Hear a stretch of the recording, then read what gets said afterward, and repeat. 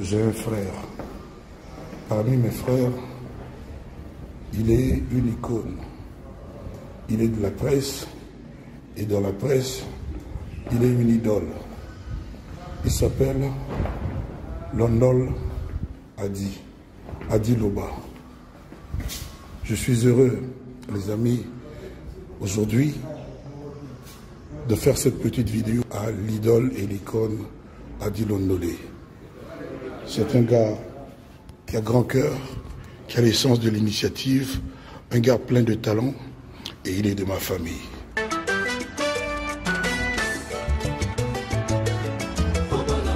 Adi Londolé, le célébrissime, célèbre journaliste beau comme un dieu.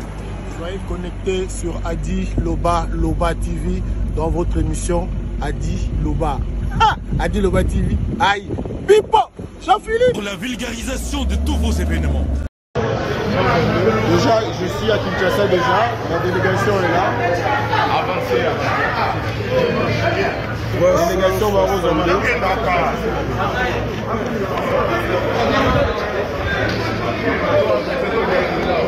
Délégation Rosera déjà la commune, je vous rappelle dès que je me posais.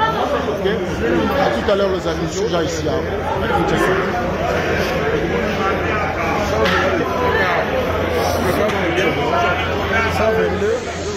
Linda Delvo, Robi Ange Haute, Oyo, route de Matadi, Oyo, Nguma, Ngoyo, route de Matadi Yango, Ana Ange, Linda Delvo. So Matikuna Likolo, ok, il peine. On l'écrit Bobo Koli, on l'écrit église, on l'écrit maternité, on a un Yango, 7 h du matin à Kinshasa, après la pluie. La lobby n'a eu. Si, tu as raison. Et comment Penzabo? Ah, il y a pas dit. Yango, Boka, le bal à Cristal, on doit le botter en Nembin dans la ville. Non, ça se passe bien.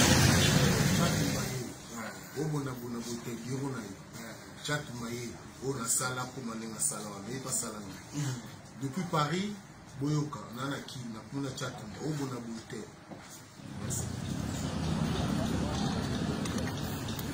On a changé le coup, non?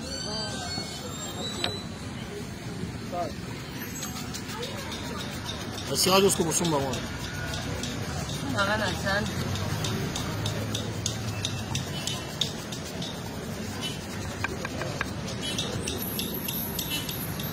Hollanda petit déjeuner bayaya. Bien. Mère un peu ça ni kate na mwamba. Do ba bouda ba charcuterie na bino, ba baguette na bino, mwamba. Ape na mi kate ya mwamba. Encore que ça me na boka mère yemo ko na motia malamu. Sana tago sina dati sote kitoko makasi mama. Sepeli pe kuna bisiko ozali. Itali pilo ngaza koto ya go souhaiter ka bona pizza. Kamo silika ngona. On dit ça beaucoup. C'est la promotion de M. Samuel. Merci, je m'appelle.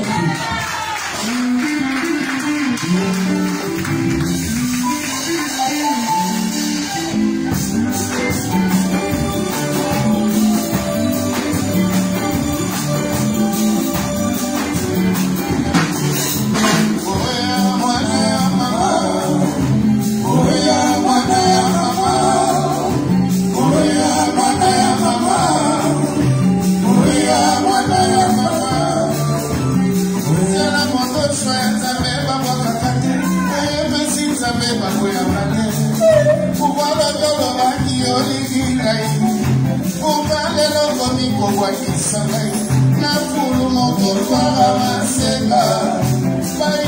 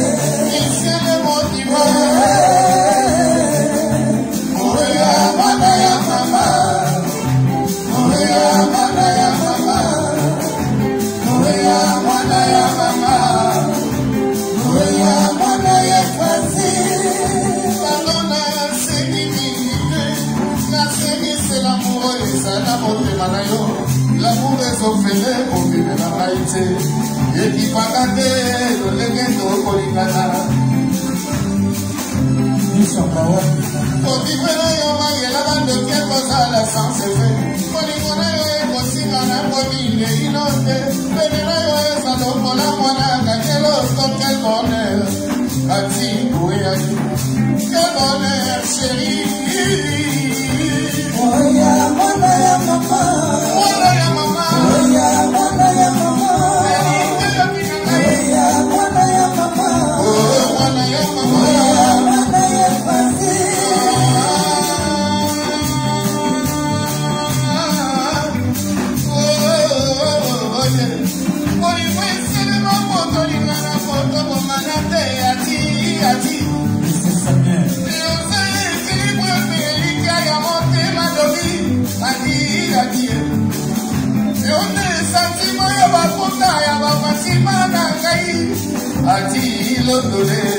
vous ne vivra jamais tous les bébés. Puisqu'ils sont simples, puisqu'ils sont fous, puisqu'ils sont si nombreux. Mais l'amour, elle parle pour eux.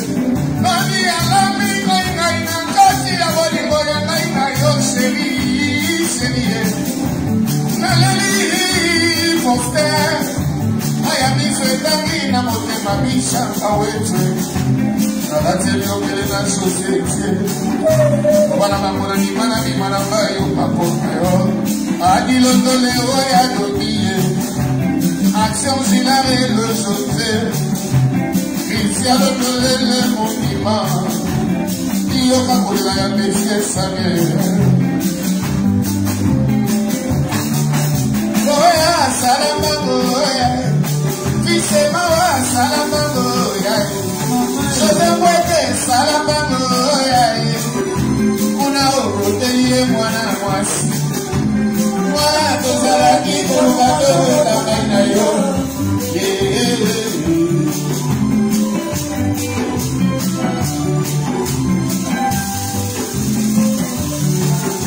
Muchi salama oya. Qui passe salama oya. Daniel Nomi. Si baba mwana mukeketai. Ige mubyalai.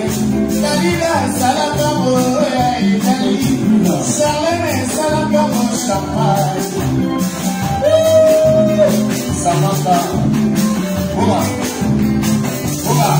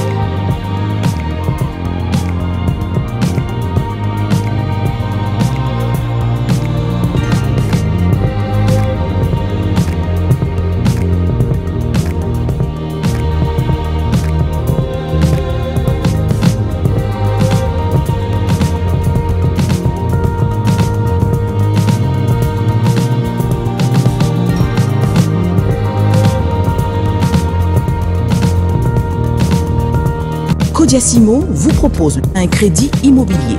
Vous êtes du Congo ou de sa diaspora? Vous désirez devenir propriétaire en RDC et faire construire votre maison en toute quiétude? Obtenez votre crédit, puis commencez son remboursement uniquement dès la livraison de votre maison. À la Cité Kimia, nos maisons seront toutes construites aux normes internationales. Située à seulement 25 minutes de l'aéroport de Njili, 10 minutes de Safari Beach, au cœur de cette cité moderne, vous y trouverez aussi un centre commercial avec plusieurs commerces de proximité. Nos bureaux sont situés au 173 avenue Mutombokachi, dans la commune de la Gombe, référence rond-point Forescom. Venez dès à présent réserver votre lot dans ce nouveau havre de paix à Maluku, ce nouvel Eldorado au Congo. Codiasimo, la meilleure adresse pour construire la vôtre. Ndeko ya Congo, tunanga ininyo agence Wami service oyo ya madame Mireille Wakanke azawana mobimba pona bino ba diaspora bolingi kotinda mituka toba kolia ndenge na ndenge kohésité na yote adresse ezase moko 5 boulevard Ornano numéro 75 018 na Paris 16e. Awa na République du Congo na ville province à Kinshasa boko zoyango na avenue Maringa numéro 83 référence étoile bleue na commune ya Kasavubu soit bo contacter la ba numéro oyo. Maman Mireille Wakanke tata pambola yo na yaka pamba pamba te soko moni na ye kombo na yo na témoignage na yo eke musika pe betinga na motema na mona ba agence na sena moi oyo lukute za makasi na ba agence na escroquerie okomona mosali ensemble asali pe publicité batu bazotala me agence na bango vérité ezate na moni mituka na moni bilamba na moni bakoli nyonso batu batindaki ndenge bayebisaki nga yaka kokontrole na kontrole na moni musala oyo osala Wami service libote na nzambe bisika ya kotinda biloko eza na Wami service. Oui, yaboye ezalate ndeko kosazardete agence ezakaka moko Wami service ya madame Mireille Wakanke atie la disposition ya ba diaspora nyonso pour que boko misaka bakoli na bino mituka na bandeko o baza na Afrique avec impact na idéologie Wami service pardon maman Mireille Wakanke balinga pe ba congolais boete prix ya mobobé. Wami service et pas Mireille Wakanke. Wami service frappe na le frappe na retour.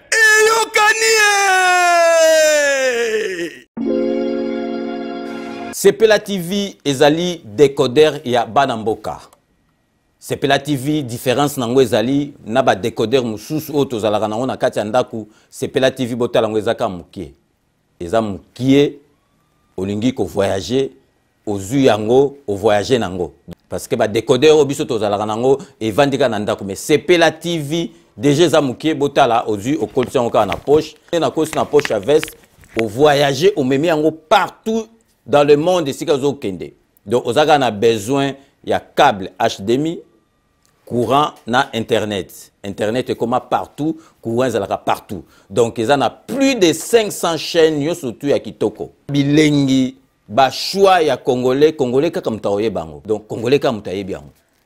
Congolais kaka mutaoye ba elengi nini yo kaka. Donc congolais kaka mutaye bien. Donc c'est relative ça. Ya Banamboka bozwa abonnement nango okozwa ngo ya ne mobimba okozwa ngo pe par mois au bengi bango na ba numéro na bango bozali komona. Donc Sepela TV ezali décodeur ya yo ya ngai donc ezali ya bétranger te ezali ya Banamboka. Avec Sepela TV tout le monde est d'accord et il en restera ainsi pendant très longtemps. Bienvenue dans le monde de Sepela TV.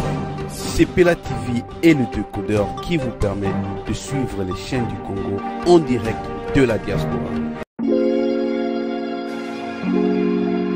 J'ai un frère.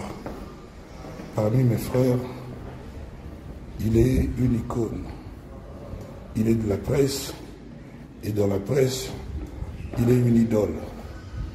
Il s'appelle Londol Adi Loba. Je suis heureux, les amis, aujourd'hui, de faire cette petite vidéo à à l'idole et l'icône Adi Londolé. C'est un gars qui a grand cœur, qui a l'essence de l'initiative, un gars plein de talent, et il est de ma famille.